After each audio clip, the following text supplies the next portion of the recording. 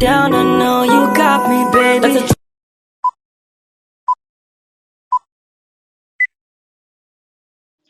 Halo teman-teman semuanya, kembali lagi bersama saya, Revina Putra Azalia.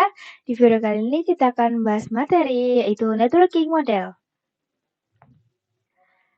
Nah, jadi teman-teman, ini kita akan membahas beberapa topik ya. Yang pertama, kita akan membahas konsep. Poin kedua, kita akan membahas TCP/IP model. Dan poin ketiga, kita akan membahas encapsulation dan decapsulation. Dan poin keempat, yaitu yang terakhir, kita akan membahas oscillator models. Langsung saja kita memasuki pembahasan yang pertama, yaitu konsep. Nah, jadi teman-teman, berbicara tentang networking model itu sangat identik dengan jaringan komputer. Nah, seperti yang teman-teman tahu, jaringan komputer mengacu pada perangkat komputasi yang saling terhubung serta dapat bertukar data dan berbagi sumber daya satu sama lain. Jadi teman-teman, langkah paling tepat dalam mempelajari administrasi jaringan kayak dua vendor apapun itu, kayak Cisco, Microtik, atau yang lain, tentu kita perlu menguatkan basic fundamental jaringan komputer terlebih dahulu. Nah, jadi teman-teman, langkah yang tepat untuk bisa mempelajari fundamental komputer adalah dengan mempelajari networking model. Jadi, apa sih networking model? Nah, networking model adalah suatu aturan yang mendefinisikan bagaimana kumpulan perangkat komputasi agar bisa saling terhubung dan komunikasi. Jadi, seperti ini teman-teman, untuk terjadinya proses pertukar data tersebut diperlukannya aturan yang mendefinisikan bagaimana kumpulan komputer agar bisa saling komunikasi. Nah, aturan tersebut yang dinamakan dengan networking models. Jadi, bagaimana setiap vendor dapat saling berkomunikasi dengan open standard networking models yang tersedia. Gitu ya teman-teman. Jadi kayak perangkat komputasi itu kan ada banyak yang gak cuma komputer, tapi ada server gitu juga ada yang lain. Nah, jadi itu pasti bersumber dari berbagai vendor. Jadi di sini itu kata kuncinya adalah bagaimana antar vendor bisa saling komunikasi, bisa saling terhubung gitu ya teman-teman. Nah, untuk bisa menghubungkan biar komunikasi atau satu sama lain itu dibuka aturan gitu teman-teman. Nah, untuk saat ini tuh open standard networking model yang tersedia dan dikenal. Itu ada dua, yaitu TCP/IP model dan OSI model. Ya teman-teman. Oke, kita lanjut. Nah, kita lanjut teman-teman. Sebelum lahirnya networking model itu ada apa sih gitu ya teman-teman. Nah, jadi sebelum ada networking model itu, setiap vendor itu kayak membuat networking model sendiri-sendiri gitu loh teman-teman. Jadi contohnya itu kayak ini, IBM. Mereka itu menciptakan networking modelnya sendiri, SNA atau Sistem Arsitektur Network pada tahun 1974. Ini ada sendiri-sendiri ya teman-teman. Nah, jadi karena sendiri-sendiri itu kan bisa menimbulkan permasalahan ya teman-teman. Jadi permasalahannya itu kayak sulit untuk menghubungkan antar vendor karena memiliki networking model yang sendiri-sendiri gitu. Jadi karena itu, datanglah open networking model sebagai pembuka agar sesama vendor bisa saling terhubung dan komunikasi teman-teman. Nah ini teman-teman, kayak misalnya ini, vendor pertama pakai TCP/IP, vendor kedua itu pakai TCP/IP juga. Nah itu bisa cepet ya teman-teman menghubungkannya, gitu teman-teman. Ini sedikit share aja tentang networking model, OSI model, dan TCP/IP. Jadi untuk OSI model itu dibuat oleh lembaga ISO ya teman-teman, atau Organization for Standardization. Nah untuk TCP/IP itu dibuat oleh organisasi DoD ya teman-teman, atau Department of Defense. Nah teman-teman kita masuk ke poin kedua, yaitu TCP/IP model. Nah, di sini teman-teman, TCP/IP model merupakan jenis networking model yang saat ini common digunakan. Nah, teman-teman, jadi TCP/IP model ini sering sekali digunakan ya, teman-teman. Jadi ini tuh yang lebih terkenal daripada si ISO model. ISO model itu lebih sering digunakan saat pembelajaran, teman-teman. Jadi TCP/IP itu mendefinisikan suatu protokol agar antar komputer, utamanya yang berbeda network, itu saling komunikasi. Nah, untuk membantu dalam memahami, setiap networking model itu dipecah menjadi bagian-bagian kecil yang disebut sebagai layer. Secara dokumentasi, TCP/IP itu ada 4 layer teman-teman, dan ini ada applications, transport, internet, dan networking access. Nah, secara real, TCP/IP itu menjadi 5 layers. Ada application, transport, network, data link, dan physical. Nah, jadi teman-teman, seperti yang kita tahu itu, jaringan komputer itu suatu yang rumit dan kompleks ya teman-teman. Baik itu dari perangkat-perangkatnya, media penghubungnya, sampai pada aplikasi yang berjalan di dalamnya, teman-teman. Nah, contohnya ini ada router board yang diproduksi oleh Microtik dan Cisco. Kemudian ada web browser, ada yang dibuat oleh Google dan Mozilla, dan lain sebagainya, gitu teman-teman. Nah, jadi gimana sih cara kerja dari networking model itu teman-teman? Jadi caranya itu adalah dengan membuat beberapa lapisan fisik hingga non-fisiknya. Pada setiap lapisan terdapat kumpulan-kumpulan aturan yang harus diikuti oleh setiap komponen, agar dapat saling berkomunikasi dengan komponen yang lainnya. Dengan demikian dapat kita sederhanakan bahwa tujuan dibuatnya networking model adalah sebagai acuan aturan yang harus diikuti oleh pembuat perangkat vendor. Nah, di sini ada teman-teman ada contohnya. Ini ada dua gambar. Yang pertama itu tanpa menggunakan networking model dan yang kedua ini menggunakan networking model. Jadi teman-teman bisa lihat di sini kalau gambar yang pertama ini lebih rumit ya teman-teman, lebih tidak beraturan atau tidak terstruktur. Nah, sedangkan di gambar yang kedua ini menggunakan networking model, ini itu gambarnya lebih rapi ya teman-teman, lebih rapi dan lebih terstruktur. Itu teman-teman, di sini ada physical, data link, network, transport, session, presentation, dan application. Ini ada 1, 2, 3, 4, 5, 6, 7. Ada 7 layer lihat teman-teman. Nah, lanjut kita membahas TCP/IP model application layer. Application layer berfungsi sebagai antarmuka dengan aplikasi, mengatur bagaimana aplikasi dapat mengakses jaringan dan kemudian membuat pesan-pesan berskala. Di antara contoh service dari application layer itu seperti HTTP, POP3, SMTP, IMAP, SSH, dan lain sebagainya. HTTP itu digunakan ketika kita mengakses suatu web server. Jadi contohnya kayak di gambar ini teman-teman, kayak misalnya klien ini request bikinin apa gitu ke web server. Nanti web server itu akan mengirim ke klien itu berupa HTTP header atau data ya teman-teman. Jadi di sini teman-teman ada status yang tersendiri yaitu 200 OK dan 404 not found. Jadi contohnya itu kayak misalnya teman-teman buka ke web suatu ya teman-teman, terus teman-teman mau searching sesuatu. Nah, kita coba. Nah, kalau muncul itu pasti itu statusnya 200 aja ya teman-teman. Tapi kalau tidak muncul itu berarti statusnya 404 not found. Nah, kita lanjut masuk ke TCP/IP model transport layer. Nah, fungsi dari transport layer adalah menyajikan atau memberikan service ke application layer atau transfer data. Untuk saling transport layer terdapat dua protokol yang sering digunakan yaitu TCP dan UDP. Protokol TCP dan UDP. Di sini teman-teman bisa baca, ini ada banyak sekali ya teman-teman. Kalau teman-teman lebih penasaran, teman-teman bisa searching untuk lebih lengkapnya.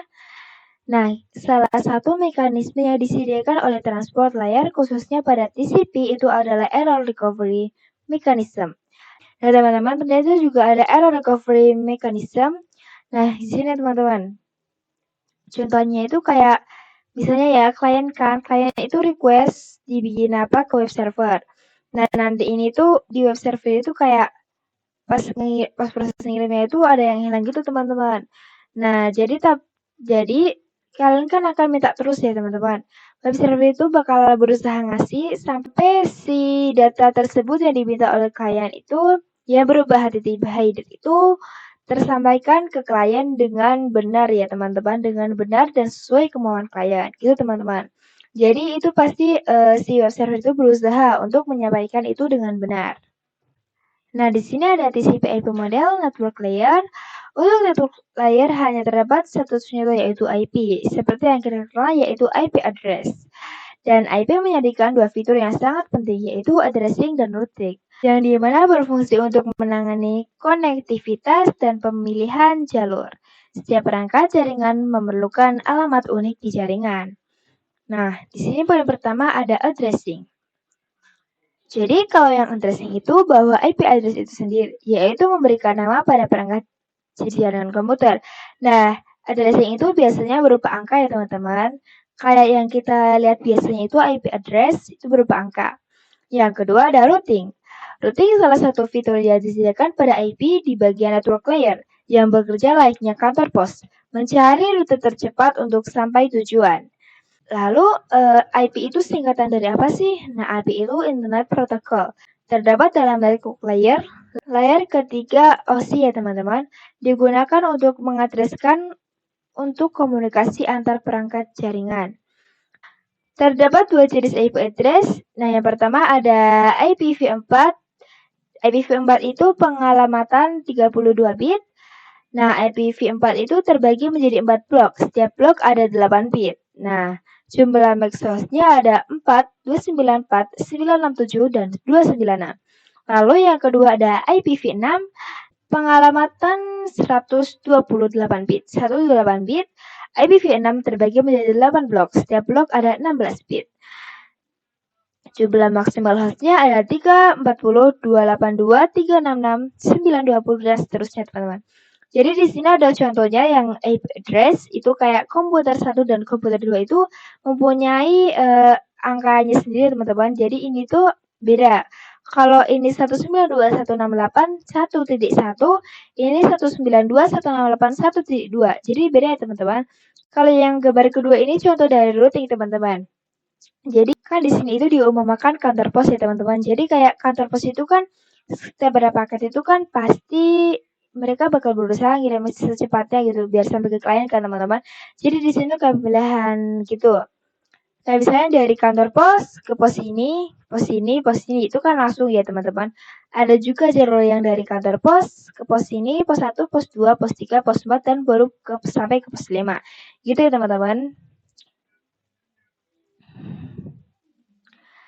Nah, kita lanjut ke TCP/IP model, data link layer, dan physical layer. Data link layer mendefinisikan protokol yang dibutuhkan pada physical layer.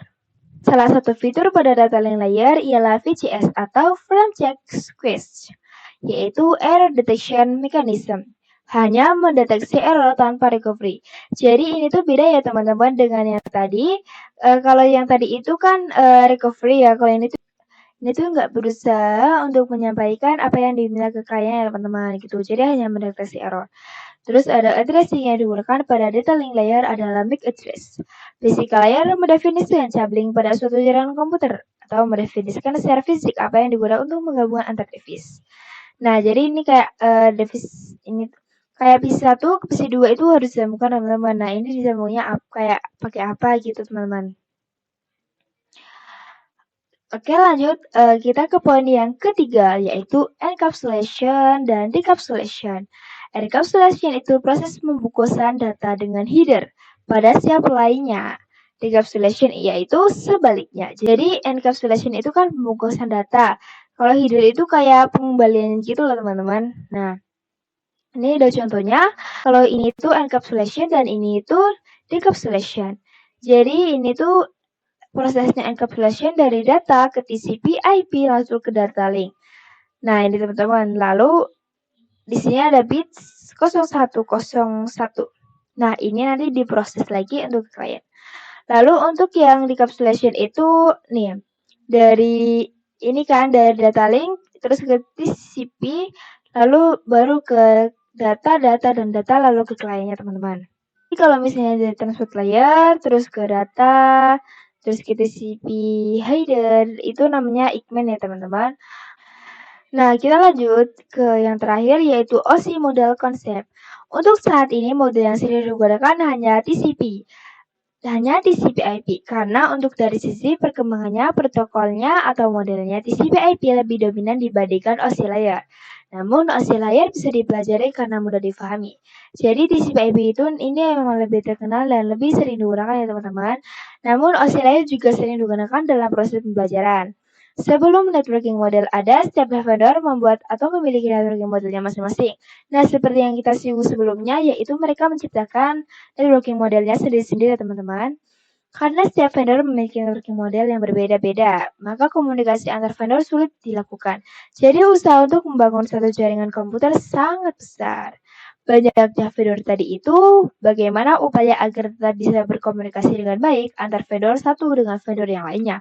Oleh karena itu, dibuatlah sebuah model atau sebuah standar atau spesifikasi minimum oleh ISO, International Organization for Standardization, pada tahun 1984, yaitu dengan nama OSI, Open System Interconnection, atau bisa juga disebut OSI Server Layer Model. Nah, lanjut ke OSI Model Layers. Terdapat 7 layer pada OSI Model. Ada Application Layer, Presentation Layer, System Layer, Transport Layer, Network Layer, Data Link, dan Physical. Jadi seperti yang kita lihat pada slide sebelumnya ya teman-teman.